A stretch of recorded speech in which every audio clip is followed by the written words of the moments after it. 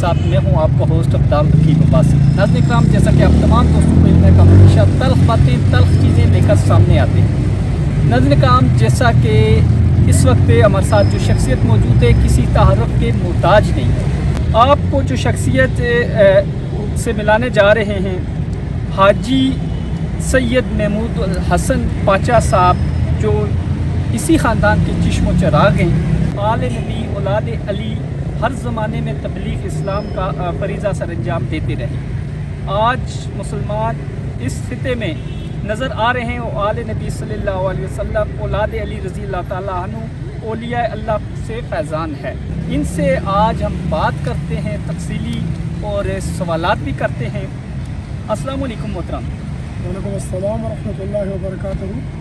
अच्छा मोहतरम, आपके ख़ानदान के ऊपर कादियानियत का इल्ज़ाम है, इसकी वजाहत करें।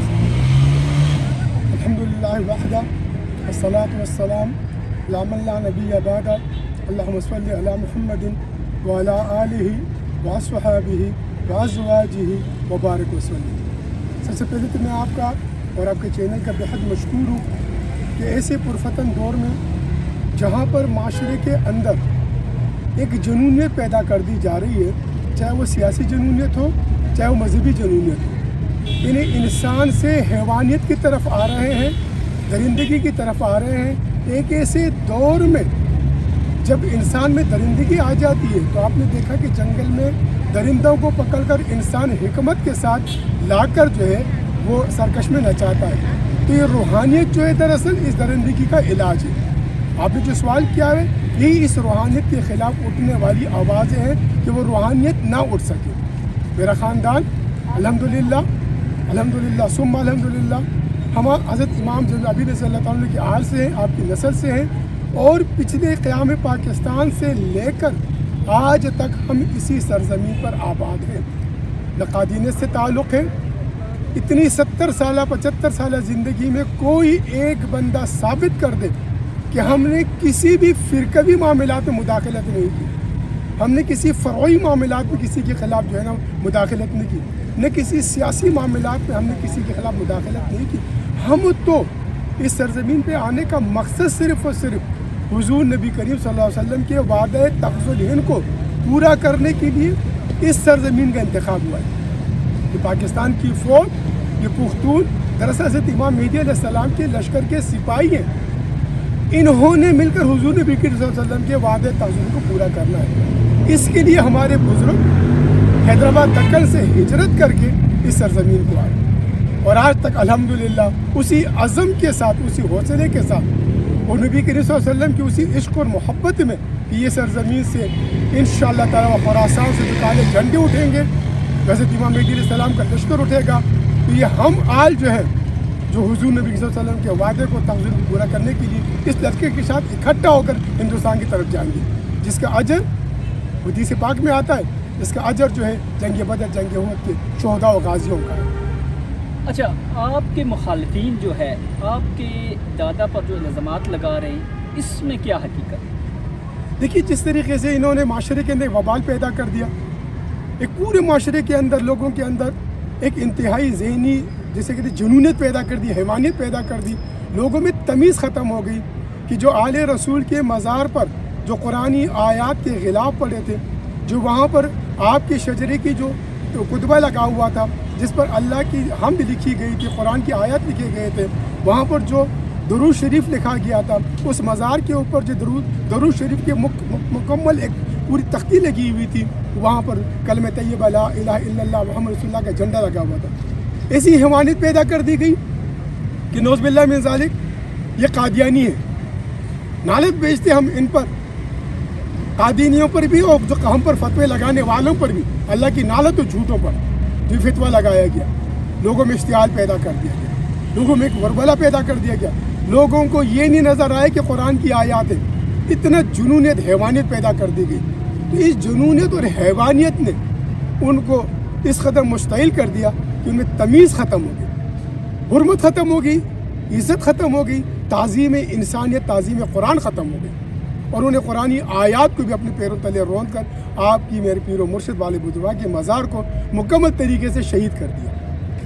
اب میرے دادا کی بات ہے، میرے دادا اب قابل سوچ بات ہے، آپ صاحب عقل ہیں، صاحب سوچ، صاحب فہم ہیں. میرا ایک سوال ہے آپ سے کہ میرے دادا 1886 میں پیدا ہوئے اور 1952 میں آپ کا وصال ہوا. اب 1952 میں وصال ہونے والے بندے کا بارے میں یہ بہتان لگانا کہ اس نے نبوت کا دعویٰ کیا، نعوذ باللہ من ذالک. اب انتقال کے بعد اس نے دعویٰ کر دیا. یہ اب جو 75 سالہ میری زندگی اس پختونخوا کے اندر، اس پاکستان کے اندر جو ہجرت کر کے میرے بزرگ کی سرزمین کو آئے تھے، اس 75 سالہ زندگی میں کیا کوئی ایک ثابت کر سکتا ہے؟ کیا کوئی بتا سکتا ہے؟ میرے پیر و مرشد والد بزرگوار صاحبزادہ سید ضیاء الحسن قائم مقام مجاہد رحمۃ اللہ علیہ، آپ ان کے قائم مقام ہیں، ایک روحانی نظام کو لے کے چل رہے ہیں. انہوں نے میرے جو والد بزرگوار کے جو والد تھے دادا سید صدیق حسین، آپ کی زندگی میں آپ کے دست مبارک پر 700 سے زیادہ ہندوؤں نے، پنڈتوں نے، بڑے بڑے انہوں نے اسلام قبول کیا. آج بھی الحمدللہ میرے والد بزرگوار کے ہاتھ پر 1999 کی سن میں 5000 سے زائد گھرانوں نے اسلام قبول کیا ہندوستان کے اندر. تو ہم کس کا کلمہ پڑھا رہے ہیں؟ ہم ان کو کیا بتا رہے ہیں؟ اچھا، آپ کا اصل ایجنڈا کیا ہے؟ دیکھیے، ہمارے اصل ایجنڈا حضور نبی کریم صلی اللہ علیہ وسلم کی وعدے تغز الہند کو تکمیل تک پہنچانے کے لیے یہ اسلام کی نشاط ثانیہ کا مرکز پاکستان ہے. یہ 27 رمضان مبارک کو اللہ نے اس کی تخلیق کی ہے. اس کے بننے کا مقصد ہی یہ ہے. پاکستان کا مطلب کیا؟ لا الہ الا اللہ. تو پاکستان کا مقصد کیا؟ محمد الرسول اللہ. اب محمد الرسول اللہ کے وعدے تغز الہند کو تکمیل تک پہنچانے کے لیے ہم پاکستان کی فوج اور پختون کو، یہ جو امام مہدی علیہ السلام کے لشکر کے سپاہی ہیں، ان کو ملا کر ان میں اتحاد پیدا کر کے ان باطل طاقتوں کے مد مقابل کھڑا کرنا چاہتے ہیں. یہ شیطانی طاقت ہے ہمیں، چونکہ حدیث مبارک میں آیا ہے کہ امام مہدی علیہ السلام کو جب لشکر پاکستان کی فوج اٹھے گی وہ ہندوستان کے برسر اقتدار طبقے کو زنجیروں میں جکڑے گی.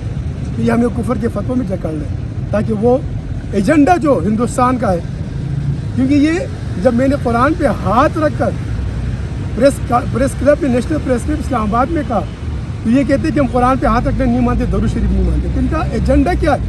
یہ تو محمد مصطفیٰ کے امتی نہیں، یہ تو مودی کی جو ہے پیروکار ہے، جو اللہ کے قرآن کو نہیں ماننے اور نبی کے درود و سلام کو نہیں ماننے. تو ہمارا ایجنڈا صرف اور صرف اتحاد بین المسلمین. اپنا مسلک چھوڑو مت، دوسروں کا مسلک چھیڑو مت. اور پاکستان کی فوج جس کے ساتھ آپ دیکھ رہے ہیں، آج پوری دنیا میں آپ دیکھیں، میں ایک بات آپ سے کھل کے کرنا چاہتا ہوں، پوری دنیا کے اندر آپ دیکھیں، ہندوستان کے اندر ہندوستان کا مذہبی حلقہ اپنی فوج کے بالکل شانہ بشانہ کھڑا ہوا ہے. اسرائیل کا مذہبی حلقہ اپنی فوج کے بالکل شانہ بشانہ کھڑا ہوا ہے. امریکہ کا، جتنے بھی یورپین ممالک ہیں، ان کا مذہبی حلقہ اپنی فوج کے شانہ بشانہ کھڑا ہوا ہے. اب پاکستان کے مذہبی حلقے کو فوج کے خلاف کھڑا کر دیا جا رہا ہے. نعوذ باللہ من ذالک کہ بھئی یہ مودی کا نہیں لشکر، یہ مودی کا لشکر ہے. بھائی یہ مودی کا نہیں ہے، یہ محمد مصطفیٰ کی امام مہدی کا لشکر ہے. یہ ڈالر کی جنگ نہیں ہے، یہ روحانیت کی جنگ ہے. یہ پاکستان فوج کو بدنام کر رہے ہیں. ہم یہ پیغام دیتے ہیں، پاکستان فوج کو بھی یہ پیغام دیتے ہیں. ہم توقع کرتے ہیں آپ جو آرمی چیف ہے سید عاصم منیر سید ہے، ہم توقع کرتے ہیں اس چیز کی کہ وہ اس جو سیدوں کا جو مشن ہے، جو آل محمد کا جو مشن ہے، حضرت امام مہدی علیہ السلام کے لشکر کو متحد کرنے کا جو مشن ہے، یہ مشن دراصل اسلام کی نشاط ثانیہ پاکستان کے قیام کا مقصد ہے. پاکستان قیام اسی لیے ہوا ہے. اس قیام کے مقصد کو پورا کرنے کے لیے ہم اٹھے ہیں. اور یہ شیطانی طاقتیں ہمیں جکڑنا چاہتے ہیں. اور انشاءاللہ اللہ کی رحمانی طاقت، اللہ کی کن فیکون کی طاقت، اللہ کی وہ قہاریت کی طاقت، اللہ کی وہ رحمانیت کی طاقت، وہ جو ستار ہے، وہ غفار ہے، وہ ایک وقت آئے گا ان کو پلٹ کے رکھ کر اسلام کو غالب کر دیں گے. اچھا، آپ کے خیال میں اس کا حل کیا ہے؟ دیکھیے، اس کے سادہ حل ہے. ایک حل تو یہ ہے اس کا کہ میں نے مختلف جگہوں پہ پریس کانفرنسز کی، میں نے سوشل میڈیا پر، میں نے اخبارات کے ذریعے، میرے فیس بک آپ اکاؤنٹ اٹھا کے دیکھیں، میرے بھائیوں کے فیس بک اکاؤنٹ آپ اٹھا کے دیکھیں، سوشل میڈیا پر اس کا بارہا بار میں جو ہے نا اعلان کرتا ہے کہ بھائی خدا را انتشار نہ کریں. ان کے پاس گیا ہوں 4 گھنٹے میں بیٹھا ہوا ہوں، ان کا میں نے انتظار کیا ہوا ہے۔ یہ غرور و تکبر کے مارے ہوئے پتہ نہیں ان کو کہاں سے ایک چیز غرور آ گیا ہے، جو تکبر ان کے اندر، انہوں نے کسی بات کو سننا گوارا نہیں کیا۔ اس کے 2 حل ہیں۔ ایک حل یہ ہے کہ زندوں کی بات ختم ہو گئی، ہم نے اپنا وہ کر دیا، اب انہوں نے اس آل محمد کی مزار کو شہید کیا۔ اب دیکھو مردوں کا فیصلہ زندے نہیں کر سکتے، مردوں کا معاملہ اللہ سے ہوتا ہے، تو پھر ایسا کریں، ہمارے ساتھ میدان میں آئے، میڈیا ہمارا ساتھ دے، انتظامیہ ہمارا ساتھ دے، ریاست میرا ساتھ دے کہ ہم بھی اپنے جتنے بھی میرے مردے ہیں، جتنے بھی جو ان کے جو انتقال کر چکے ہیں، میں اپنے تمام تر مردوں کو میں بھی نکالوں گا۔ جنہوں نے یہ فتوے لگائے ہیں جو آئے آل رسول کی مزارات پر، ان کے بھی بڑوں کو نکالا جائے گا۔ پتہ چلے گا کہ محمد کا غلام کون ہے۔ محمد کے غلاموں کا کفن میلا نہیں ہوتا۔ جو مودی کے غلام ہے پتہ چل جائے گا، جو مودی کے پیروکار ہے پتہ چل جائے گا، جو محمد کے غلام پتہ چل جائے گا، کیونکہ زندوں پہ تو میں نے بہت کچھ کر لیا۔ اب انہوں نے آخر میں جا کے ان مزارات کو شہید کر دیا جن کے ہاتھوں پہ ہزاروں لوگ مسلمان ہوئے، ان پر قادینیت کو کفر کا فتویٰ لگا کے پورے معاشرے کے اندر۔ آج ہمارے معاشرے میں انہوں نے کیا کہتے ہیں کہ ہم سوشل بائیکاٹ کریں گے، مجھے خوشی ہوئی۔ عقائد و جہاں سے محمد مصطفیٰ صلی اللہ علیہ وسلم کے خلاف بھی سوشل بائیکاٹ کیا گیا۔ سوشل بائیکاٹ حق کے لوگوں کے خلاف کیا گیا، تاریخ اٹھا کے دیکھ رہا ہے، اولی اللہ کے خلاف کیا گیا، ہر نبی کے خلاف کیا گیا، اللہ کے آخری نبی کے خلاف سوشل بائیکاٹ۔ آپ شعبہ ابی طالب میں رہے تو سوشل بائیکاٹ تو یہ اسلام کی نہیں، یہ تو مشرکین مکہ کی روایت ہے، یہ تو مشرکین مکہ کی طرز پہ چل رہے ہیں۔ آج پورے مردان کے اندر جتنے بھی میرے رشتہ دار ہیں، جتنے میرے چاہنے والے، یہ ان کے پاس ایک کے پاس جا کے کہتے ہیں اگر تم نے ان لوگوں سے تعلق رکھا ہم تمہیں بھی کفر کا فتویٰ لگا دیں، ہم تمہیں بھی کافر کر دیں۔ یہ ظلم کر رہے ہیں، یہ ظالم ہے۔ فقطیا دابر قوم الذین ظلموا، ظالم قوم کی دوبر کٹے گی، اللہ کے ہم کھائیں گے۔ تو میدان میں آ جاتے ہیں، نکالتے ہیں، بتا دیتے ہیں پوری دنیا کے سامنے۔ آپ کی میڈیا بھی رہے گی، تمام ڈاکٹرز بھی آ جائیں گے، تمام جتنے بھی جسے کہتے ہیں نا کہ پوری دنیا کی انٹرنیشنل میڈیا بھی آ جائے گی، دیکھیں گے قبر کھول کے کہ کس کا کفن میلا نہیں ہے، اور کون ابھی بھی جو ہے نا اللہ تعالیٰ قرآن کے مطابق اس کو رزق بھی دے رہا ہے، وہ حیات بھی ہے۔ ہم حیات النبی کے ماننے والے، ہم حضور نبی کے صلی اللہ علیہ وسلم پہ درود السلام کے بھیجنے والے۔ ایک یہ حل ہے۔ دوسرا حل یہ ہے، انتظامیہ جو ریاست ہے، میں ان کو درخواست کرتا ہوں کہ ریاست میدان میں آئے، ریاست اس معاملات کو کنٹرول کرے، اور ریاست اپنے بل بوتے پر اگر مجھ میں یہ قادینیت کی ہے کوئی بو تو مجھے پھانسی لگا دے، اگر نہیں ریاست اعلان کرے تو ان کے خلاف جو لگایا گیا فتویٰ ہے یہ بالکل غلط ہے، ناجائز ہے، یہ لوگ قادیانی نہیں ہیں۔ جو ہمارے کہتے شاکر منزل قادیانیوں کا ہیڈ کوارٹر ہے، ثابت کرے۔ مردان میں آپ کے پیر و مرشد کے مزار کو شہید کیا گیا، تو انتظامیہ نے کیا اقدامات کیے؟ دیکھیے، جب یہ عثمان غنی رضی اللہ تعالیٰ عنہ کے خلاف بھوپال بنا دیا گیا، انتظامیہ تو ان کے ساتھ ہی تھی، تو بعض چیزیں اس قدر ابہام پیدا کر دیا جاتا ہے کیونکہ ان فتنہ پرستوں کے پاس کیا ہے، انہیں داخلی اسلام کے دروازے بند کر دیے، اسلام میں داخل کرنے کے، انہوں نے اسلام سے خارج کرنے کے دروازے کھول دیے۔ جس کو چاہتے ہیں سیاسی اختلاف، فروعی اختلاف، ذہنی اختلاف، اس کے کیونکہ ان کے پاس کوئی دلیل نہیں ہوتی تو یہ تکرار پہ آ جاتے ہیں، ٹکراؤ پہ آ جاتے ہیں، گالم گلوچ پہ آ جاتے ہیں، ممبر و محراب کی تعظیم ختم کر دیتے ہیں، اس پر بیٹھ کے گالم گلوچ کرتے ہیں۔ تو مردان انتظامیہ نے اپنی طرف سے کوشش کی، لیکن جب وہاں پر انہوں نے اس قدر افراد کو ورغلا کر میدان میں لے آئے، کیا کہتے تھے جی، میرے سگے ماموں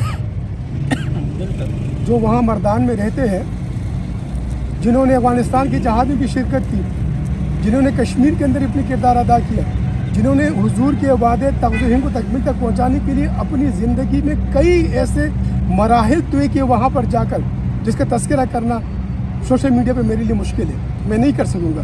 لیکن جب وہ ان کا انتقال ہوا، ان کی طبیعت ٹھیک نہیں تھی، تو ہم ان کو جو ہے نا قائد اعظم ہاسپٹل لے کے گئے۔ اب ان کی جھوٹ کے پاؤں نہیں ہوتے، انہوں نے کیا واویلے شروع کر دیا جب ان کا انتقال ہو گیا کہ اسلام آباد سے کسی قادینی کو لا کے اس کو یہاں پر دفن کرنا چاہ رہے ہیں، یہ سارے قادینی مزبن نام ظالم۔ یار میں آپ کے ساتھ بیٹھا یہاں پر باتیں کر رہا ہوں، وقت قضا میری مقرر اگر آ جاتی ہے، اگر میں یہاں پر جو ہے نا میں انتقال کر جاؤں تو کیا آپ مجھے یہیں پر مدفون کریں گے, دفن کریں گے, یا میرے گاؤں بھیجیں گے؟ ٹھیک ہے. کہ جب ان کا انتقال جو ہے, جو وہاں رہائشی مردان کے, زندگی مردان کے, اپنا ذاتی گھر مردان میں, اور 5 وقتہ نمازی تہجد گزار ایک دیندار انسان جس نے اپنی پوری زندگی اللہ اور رسول کے نام پہ وقف کی تھی, اس کا انتقال ہوتے تو میں کیا کروں؟ میں ان کو جا کے جناب قادم ہاسپٹل میں دفن کر دوں؟ میں وہاں سے جنازہ میں جیسے میت لے کے نکلا تو یہاں پر ایک ہنگامہ کھڑا کر دیا گیا. یہ سوچی سمجھی منظم سازش تھی. یہ کہتے ہیں تقریر میں, سوشل میڈیا پر اس کا باقاعدہ کلپ موجود ہے, کہ ہمیں 4 سال سے ہمارے جہادی دوست ہمیں کہہ رہے ہیں کہ یہ مزارات ان خبروں کو مسمار کرو. میری مطالبہ ہے حکومت سے کہ حکومت ان خارجیوں کو جو ان کے پیچھے جو لگے ہوئے ہیں, جنہوں نے ان کو ورغلایا ہے, جنہوں نے ان کو کھڑا کیا ہے, جو معاشرے میں انتشار پیدا کرنے کے لیے ریاست کا فرض ہے کہ وہ ان خفیہ ہاتھوں کو نمٹے اور ان کے ساتھ جو ہے کیفر کردار تک ان کو پہنچائے. آج جس کے متبعین ہم امام ابو حنیفہ رحمۃ اللہ علیہ کے آج تقریباً بر صغیر میں کہہ لوں یا پورے سنٹرل ایشیا میں کہہ لوں آپ کے متبعین ہیں, ان پر بھی اسی طرح کفر کے فتوے لگائے گئے. اولیاء اللہ پہ دیکھ لیں, شیخ عبد القادر جیلانی پہ دیکھ لیں, اس طرح جتنے بھی اولیاء اللہ اس زمین پر گزرے ہیں ہر ایک پر نعوذ باللہ من ذالک یہی دعویٰ لگا. میں نے عرض کیا آپ سے اس سے پہلے, ایک انسان 70-80 سال زندگی گزار کر دین اسلام کی خدمات میں 84 بار جیلوں میں گیا ہو, صرف دین کی تبلیغ کی جرم میں. آپ کو پابا زنجیر انگریزوں کی سرکار نے پھیرایا اس جرم میں کہ آپ نے ہندوؤں کو مسلمان کیا. وہاں کے جو ہندوستان کے جو ہندو تھے وہ انتہائی اس چیز سے وہ تھے کہ بھئی دین کی تبلیغ ہو رہی. کس سے ہو رہی؟ ویدوں سے, گیتا سے, قرآن سے, بھگوت گیتا سے, کہ تمہاری کتب میں لکھا ہوا ہے کہ اللہ کے آخری نبی حضرت محمد مصطفیٰ صلی اللہ علیہ وسلم. تو یہ ایک شخص زندگی پوری اللہ اس کے رسول کی محبت میں گزار لے اور جیلوں میں جائے, تکلیف برداشت کرے, تو کہ نعوذ باللہ من ذالک کو نبوت کی دعویٰ کرے گا. پھر آج اس کے انتقال کے تقریباً 80 سال کے قریب ہو رہے ہیں, آج یہ آواز اٹھا رہے ہیں. کیا اس وقت کوئی علماء کرام نہیں تھے؟ کیا اس وقت کے جو نا جو جتنے بڑے بڑے پروگرامات ہوتے تھے, انٹرنیشنل ریجن کانفرنس ہوا کرتی تھی جس میں تمام کے تمام حیدرآباد دکن سے لے کر ہندوستان کے تمام گدی نشین آیا کرتے تھے, پورے ہندوستان میں پروگرامات ہوا کرتے تھے, تو کیا اس وقت علماء کرام نہیں تھے؟ کیا اس وقت مشائخ نہیں تھے؟ کیا اس وقت دین کے ماننے والے نہیں تھے؟ کیا اس وقت نبی کے عاشق نہیں تھے؟ نعوذ باللہ من ذالک. یہ ان کو سرٹیفکیٹ کس نے دے دیا ہے کہ ایک انسان کے مرنے کے, ان کے انتقال پردہ فرمانے کے 80 سال بعد یہ جھوٹا پروپیگنڈا کر رہے ہیں. جس طرح میرے خاندان پر قادنیت کا جھوٹا الزام لگا ہے, اسی طرح میرے والد بزرگوار پر, ان کے والد پر یہ نبوت کا جھوٹا الزام لگا ہے. یہ جھوٹے کاذبین ہیں, اللہ تعالیٰ کی ان پر نالت ہو. یہ جتنے بھی الزامات لگائے گئے, کیا ان کے کوئی ایویڈنس ثبوت بھی پیش کیے گئے, یا ویسے اس طرح لوگ مطلب باتیں کرتے ہیں, ایک ہجوم اکٹھا ہو جاتا ہے, یہ اس طرح ہوا کہ الزامات کے ایویڈنس انہوں نے دیے ہیں کسی عدالت کو؟ اللہ اکبر. یہ خدا کی عدالت کو نہیں ماننے والے جو پاکستان کی عدالت کیا مانیں گے؟ جنہوں نے پاکستان کے پے کو نہیں مانا, آپ ان سے پاکستان کے جو آئین کی بات کرتے ہیں. یہ جسے کہتے ہیں نا برادر, یہ وہ پروپیگنڈا کر دیتے, اس قدر جھوٹ پھیلاؤ کہ سچ کا پتہ نہ چلے. ایک بزرگ کا قول ہے کہ سچ جب تک جوتے پہننے کے لیے قسمیں باندھتا ہوتا ہے, جھوٹ پورا طرح جو ہے نا معاشرے میں پھیل چکا ہوتا ہے. انہوں نے جھوٹ معاشرے میں اس قدر پھیلایا ہے, اگر ہم کسی سے بات بھی کرتے ہیں تو بھی ہم سے خوفزدہ ہوتا ہے کہ ایسا نہیں کہ ہم پہ بھی فتویٰ نہ لگا دیں.